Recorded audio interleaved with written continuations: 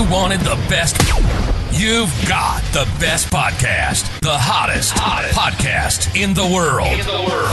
The Chris Voss Show, the preeminent podcast with guests so smart you may experience serious brain bleed. The CEOs, authors, thought leaders, visionaries, and motivators. Get ready. Strap yourself in. Keep your hands, arms, and legs inside the vehicle at all times, because you're about to go on a monster education roller coaster with your brain. Now, here's your host, Chris Voss. This is Voss here from the Chris Voss Show. There you go, ladies and gentlemen. There are ladies things that makes official. Welcome to the show. As always, the Chris Voss Show is a family that loves you. For 16 years and 2,800 episodes, we bring you the Chris Voss Show, and we bring you just the most amazing authors of minds. Go to goodreads.com/Chris Voss, LinkedIn.com/Chris Voss, YouTube.com/Chris Voss, and Facebook.com/Chris Voss. Opinions expressed by guests on the podcast are solely their own and do not necessarily reflect the opinions of the host or the Chris Voss Show. Some guests of the show may be advertising on the podcast, but it is not an endorsement or review of any kind. Today's featured author comes to us from bookstolifemarketing.co.uk. With expert publishing to strategic marketing, they help authors reach their audience and maximize their book success. Today we have an amazing young man. We're going to be talking to a show about his book called The Goodflyers, Lords of the Emerald Coast. John J. Domina will be joining us on the show, and we'll be talking about his book and insights and all that good stuff. He is a gentleman who grew up on Long Island and served a career in commercial aviation and commercial aviation and cost cutter for career 8 years, I think, here. And it's a book that's described as a psychological aviation thriller set in around the Navy's Top Gun. Welcome to the show, John. How are you? Good, fine. How are you? I am excellent, sir. I am excellent. It's glad to have you. Give us any .coms, websites. Where do you want people to find you on the interwebs? JohnDominaBooks.com. Or you can just go john.domina@gmail. I'm there too. All right. And so, John, give us a 30,000 overview. What's inside this book?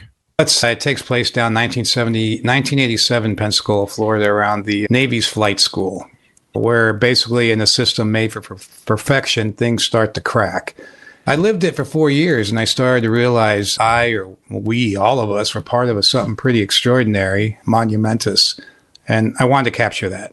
Oh. So in the book, it follows a couple of flight instructors, Joe Christmas and Frank Nick, and they lead the top squadron on base until they're overthrown by a rival squadron led by a ruthless Marine instructor with no moral compass. Uh-oh. So now they face the pressure to get back at being number one. And that's very real because it might seem kind of silly, but being number one does a lot for your commanding officer as far as his career. So it's important to be on top. Yeah. So during all this pressure to regain the top spot against a relentless squadron with that Marine instructor and his compadres, things start to spiral out of control. And the pursuit of perfection starts to crack and leads good people, into making bad decisions. So basically, that's what that story encompasses. It was kind of not just about the flying, but about those moral teachings or whatever you want to call it. A lot of messages there. Of course, first and foremost, I wanted to put the wow factor in there, about look at me, I'm the coolest guy in the world with the coolest job in the world, flying over the prettiest beaches.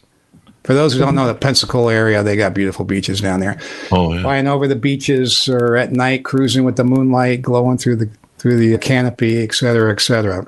And then you hit the town at night, historic Pensacola, after flying, eating a nice old establishment, old brick building, then go out to the bars and party, and start all over again the next day. Then you sit there and go, yeah, cool job, man, Yeah.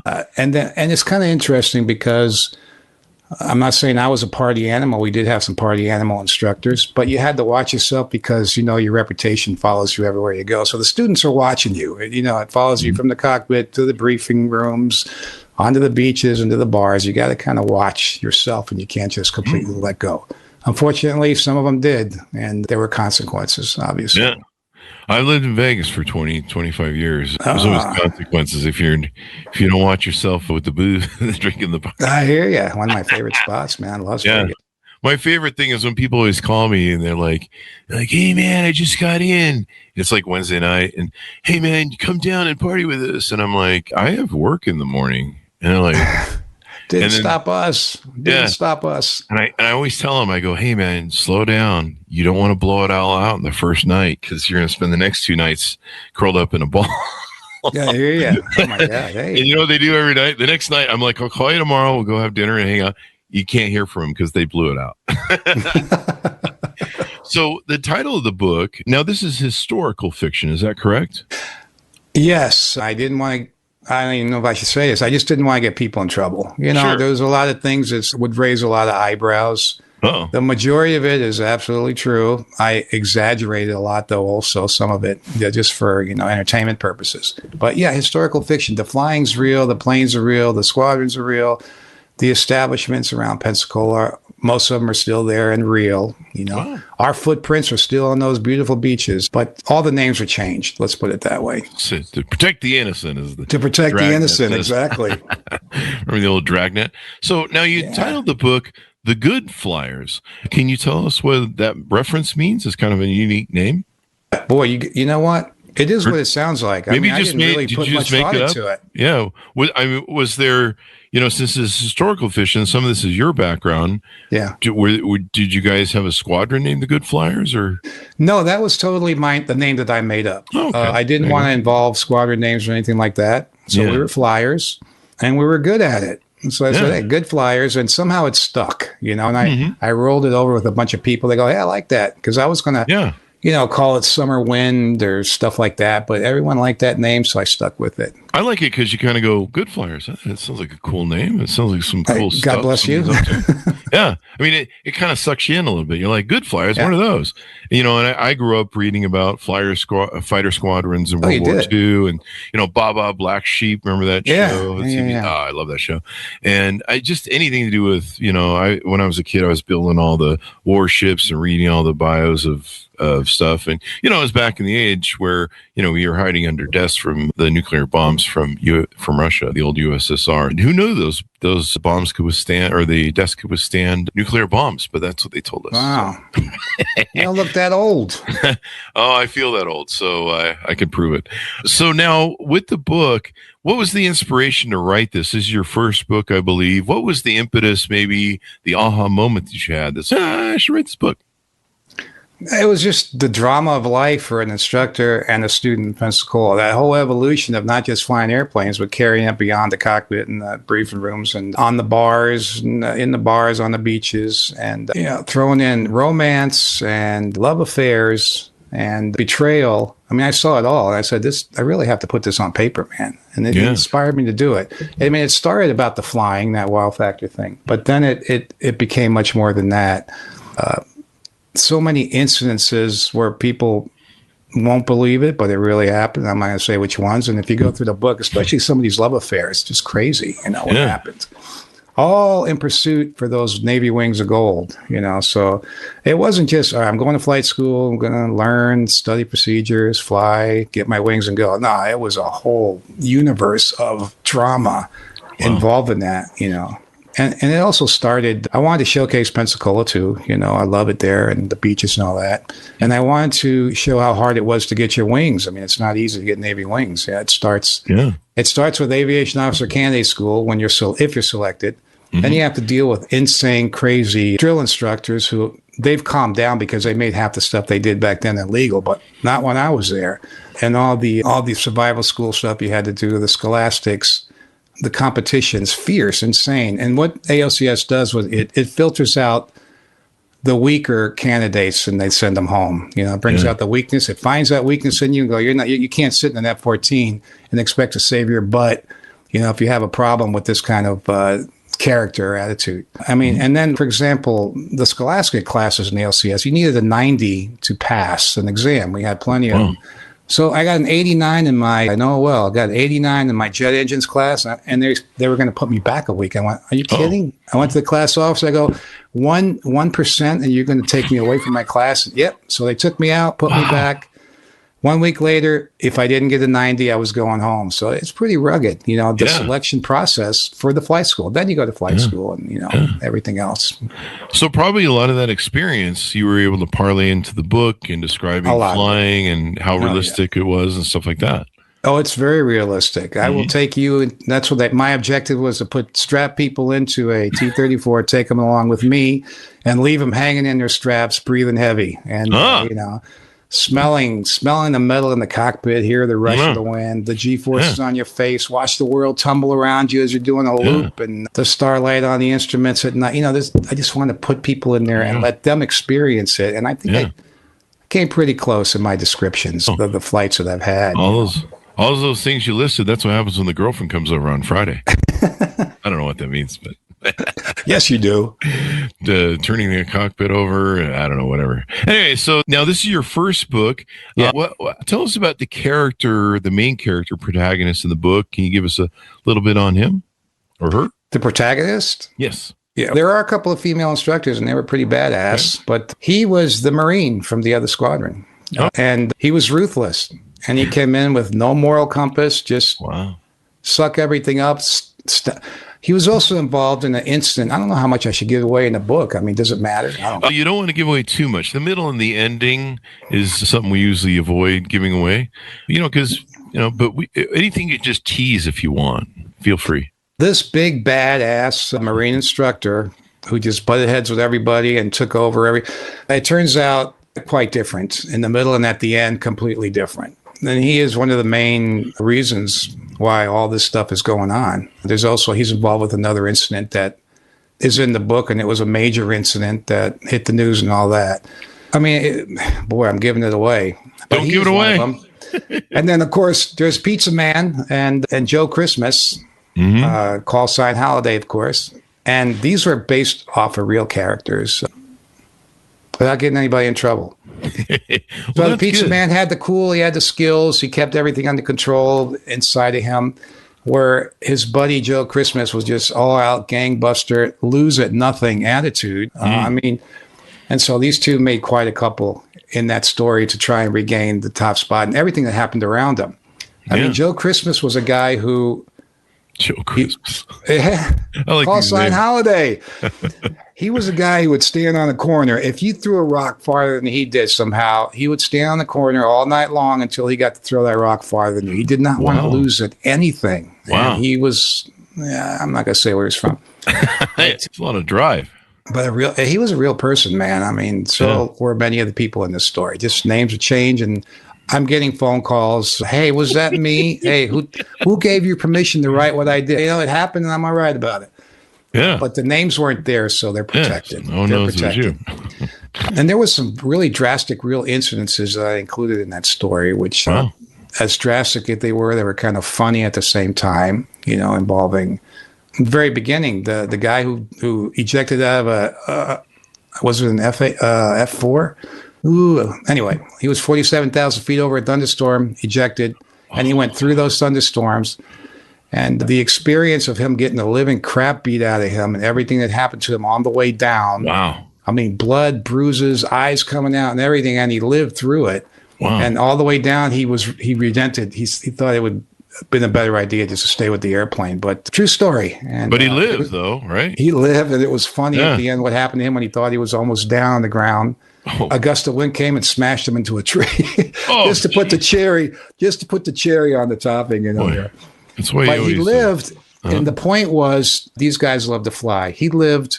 He spent 2 weeks in the infirmary. 3 weeks later, he went back and he started flying again. So there's a bond that'll never be broken with these pilots. No matter how much the sky tries to take everything away from you. Yeah. We've had Air Force pilots on that were top notch in Iraq and stuff. And yeah, I mean, one of the things they have to contend with, especially if you're jumping out of like an F-16 or, some super fast unit, at those sort of speeds, you're going to injure yourself if you eject. Right? You might even do some permanent damage. And so you have to make this hard choice of, I don't know, do I write it down and jump out later or jump out now or... You got to think fast, man, and it's a crucial choice. It really is. But I imagine, we have a lot of authors like yourself that come on the show. A lot of them come from crime backgrounds, like they were a police sergeant or a detective, or maybe they were a crime reporter for a local newspaper, and they have all these stories they've assembled over their career, and of just interesting characters and interesting scenarios. And I think you really tapped into something with your career because, I'm sure there's these characters that are in these books and in real life are just larger than life, maybe characters or just wild characters. They are, kind of like, I suppose would Top Gun be an example of, all the tension and craziness between people, maybe? I mean, Top Gun was, what was it? Iceman and Maverick. But I think that was just kind of between them personally here and there. Yeah. This is squadrons against each other, which involved a lot of people. Yeah. I think there was more involved in this story than the Top Gun. And you could say they're flying Jet-14 jets, doing Mach 2 and all that. But you know what? Flying the T-34 was a lot funner because you had time to take it all in and do it over again. It was a Navy trainer. And I've talked to some people, and they want to say something like Top Gun meets Platoon, because there's a chapter in this book that's almost hard to read. The Goodflyers with OCS and this drill instructor, what he did to this one person. Wow. So there's a lot. I think I upgraded the violence in some of this, over Top Gun. Yeah. There's no F-14s or nothing. I mean, a lot of these guys, obviously, for example, I went on the Desert Storm. I went for a summer cruise with the Theodore Roosevelt out to the war. I was in the Navy Reserves. So lo and behold, on this carrier were some of my students who are now flying F-14s, and I never got to do anything like that. That's kind of the connection I had. Pretty interesting.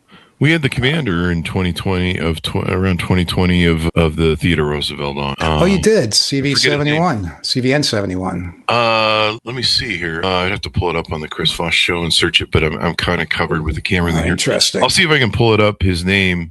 He was the guy who got fired because the ship was being overrun with COVID. And he got into big twists with the president and stuff in 2020. That's how I remember when it was, because it was when COVID was just barely hitting.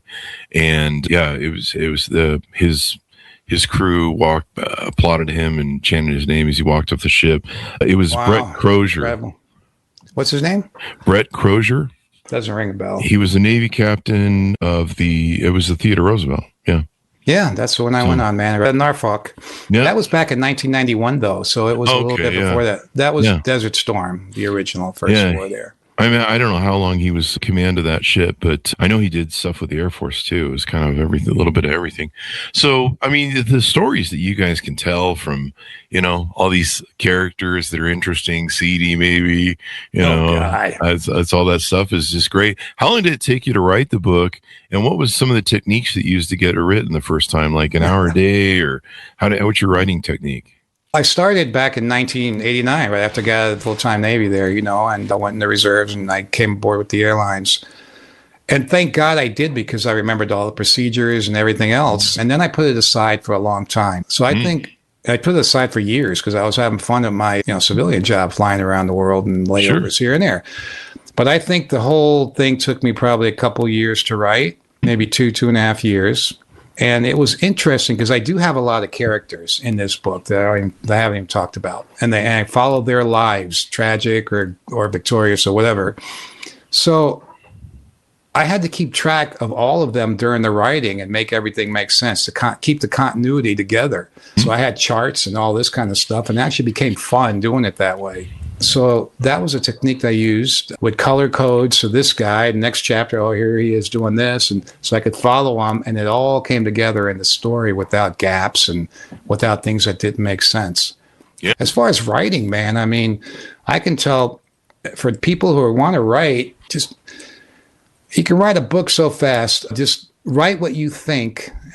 I know some people that want to write now. So I go, you know what? What people do is they get hung up on the little details, this chapter. Oh, what's he going to do? How do I end this? No, that's not good. Don't even think about that. You go through your whole story as fast as you can.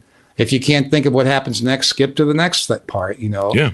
Again, as you probably know from speaking with authors, then when you go over it again, it all magically fills in, and now you got yourself a nice book.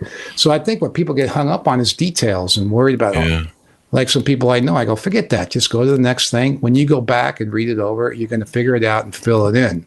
And it works well to write books. I call it puking on the page. You just dump it. You just get it. Yeah, that's exactly it. Flow, it. Let it all come out. And when you kind of let it ride, you don't worry about commas, periods, spelling wrong. You just bang it. And it just looks like a jumbled mess when I'm done. But, editing, that's what editing's for. When I wrote my book, I was... What's the name of your book, Chris? Beacons of Leadership. Okay. And when I wrote my book, it was during COVID in a accountability group. So there's 4 of us, I think, total. And I was the only one who would just puke on the page because I understood how editing worked in book publishing because we've done the show for 16 years. And so I was just like, just get it all out while it's hot, right? Get it, and everyone else was really great. But what they were doing was they were editing every word, every line. And it was like they were trying to create, Charles Dickens. It was the best of times. It was the worst of times. They're trying to make something, this one line the best. And I'm like, at the hour that it took you to do that one line, you could have had half a chapter written. Yeah, it's going to be a long time. You're going to reread that thing 50 times in editing anyway, and to the point you're ready to jump off a cliff. But yeah, I think that's true. What part was the most fun to write, or maybe the hardest for you? Obviously, the funnest for me was the flying, man. Put me back in the cockpit, and I just got into it. I mean, I wrote a chapter in there, I don't know, was it 40 pages? And it's all flying, going after some students that got lost and this and that, through storms, through this, through that, outlying fields and all this and that. And it kind of has a funny ending to it, but I got so into it, I didn't realize how much I wrote one chapter just flying through the air in T-34 in the formation flight, being the instructor. That was fun. I think the beaches and the bars were fun because, Pensacola is a romance on the go, man, all over the place in Pensacola. So I'll just leave it at that. The hardest thing was trying to make everybody's story connect and end in a reasonable spot before the end of the book, The continuity, that was the most difficult. But when I started drawing all these charts and stuff, it kind of helped me a lot. Color codes and follow this guy here and then put it all together. It was hard, then it was challenging, then it was actually kind of fun doing it. Yeah. And a lot of the research, Chris, there was a lot of research that I had to go back and make sure everything was correct as far as locations in Pensacola, neighborhoods where some things happened, the black, the white neighborhoods. A funny story when I went into an all-black club, and I was hanging with everybody, but funny things happened in there. So I wanted to make sure those establishments were correct and the right street names and et cetera, et cetera. So it took a lot of research, Make sure everything matches in the book, and you don't get nasty comments on Amazon like you didn't and you're just right. Man. All right, thank you. They do that a lot. I mean, I can not talk hardly at all on the show and just let the guests talk, and I just keep it to a minimum, and I can still get hate on YouTube where it's like, would you ever let the guests talk? No, I don't think I'm that good at talking anyway. You can't win with the audience sometimes. I hear you. So the other question I had for you, what's some of the feedback or reviews you received other than people calling you going, is this me? What the F? Did you just tell my story? Oh, wow. I got some really good feedback. Do you want me to look it up? Whatever you want to share. They like my writing. They're comparing it. Top Gun meets Hemingway. Am I really that good? I don't think so. But the stories plain tells for thee.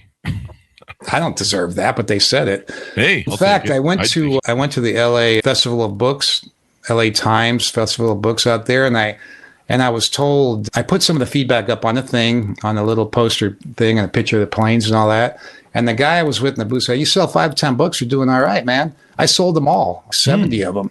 I don't know if the feedback thing helps or the pictures of planes and all this and that, but I wish I had the feedback written here. Darn it. It's okay, man. It's okay. People can see some of that on the Amazon. Yeah. Any advice for a writer looking to make their first book? Yeah, don't be intimidated. Do it. Life goes by. And like we talked about, like you said, the puke method, do the puke method. Throw it out there, man. Even if you go from the first to the end and go, what happened in the middle, it'll all come together. And I tell people, because I'm old, man, I'm getting there, right? I tell them, you know what the richest place in the world is, where all the riches of the universe are, right? Do you know that answer? Do I know it? Yeah. Dubai? That's partly true. No, it's the graveyards, man, because everybody dies and they bring all the things they wanted to do, the books they wanted to write, the ideas they had that they never pursued with them into the grave, and they stay there forever. I tell people, don't let that happen. Make it happen, because next thing you know, it's time to say goodbye, and you've got, what have you done?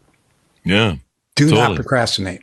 Do not procrastinate. Write that book now. It's going to take you longer than you think, too. Well, tell us about the next book. I believe you have a second book that's coming out that's going to be part of a series, maybe, of the first. Yeah. Okay. There's unclosed loops in this story, like that protagonist, that Marine.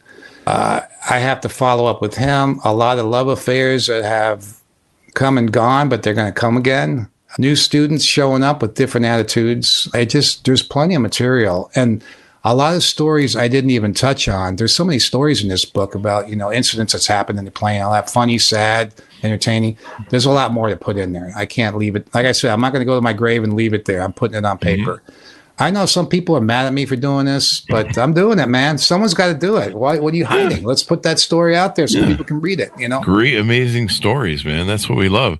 And sometimes real life is stranger than fiction, right? Exactly. You know what? Yeah, that is true, man.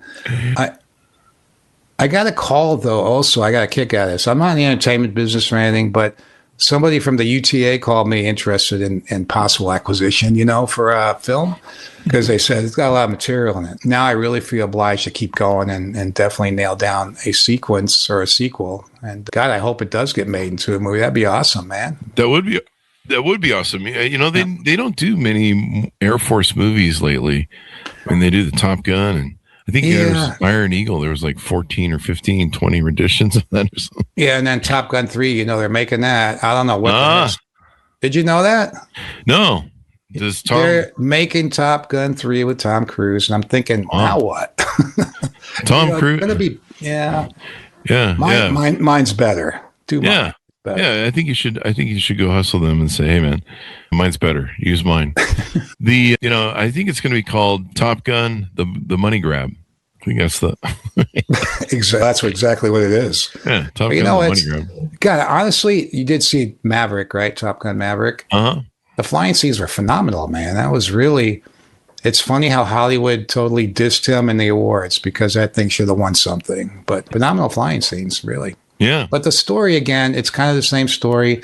It doesn't quite have all the different human drama, banging into each other like an atom, smasher or something. Yeah. Yeah. And you have an anticipated release date for that book? Before October of this year, I'd like to have it out. I don't have a title, but I'd like to get it out before the end of the year. But before the end of the year, I'd love to get this baseball one out though too, but it's now it's going to conflict with time. Yeah, time is. I'm a baseball fan. As we round out, give people a final pitch out on how to pick up your book, where they can find out more about upcoming books on your website, .coms, et cetera, et cetera. Yeah, the book is The Goodflyers, obviously Lords of the Emerald Coast. You can find it on JohnDominaBooks.com or even booksbyjohndomina.com. And it's also on Archway Publication, Archway Books, Amazon, Books A Million, Barnes & Noble, the whole run-of-the-mill. I'm not even sure what they all are. Okay. There was an idea that to cut this book in two, which...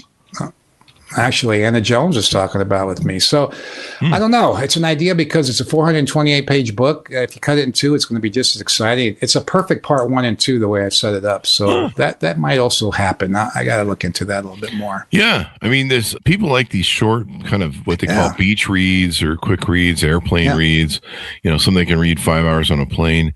And that seems to be really popular nowadays. Even with business books, they're telling people, hey, man, cut it down. There's, this is way too long. People aren't going to read the whole thing. I'm just like, wow, okay. But it actually does work because then you can cut more pieces in the books and make more books. So I'm thinking about it. Got to make a decision quickly, though, but I'm not 100% sure if I am going to do that or not. Yeah. All right. We'll see. All right. And give us your .coms if you didn't already one last time as we go out. JohnDominaBooks.com or booksbyjohndomina.com. Or, email me, john.domina@gmail.com. You want to talk to me a little bit, personal, I'm there. All right. Always there. Sounds good. Thank you very much, John, for coming to the show. We really appreciate it. Yeah, my pleasure. Thanks for having me. Thank you. And thanks so much for tuning in. Check out the book, wherever fine books are sold, The Goodflyers, Lords of the Emerald Coast by John J. Domina. Can't miss that.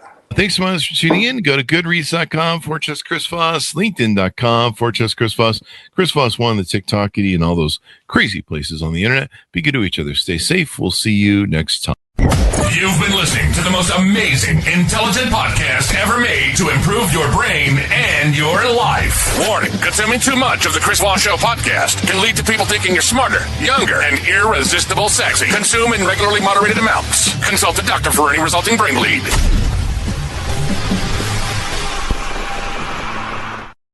All right, great, John. Chris. Good job.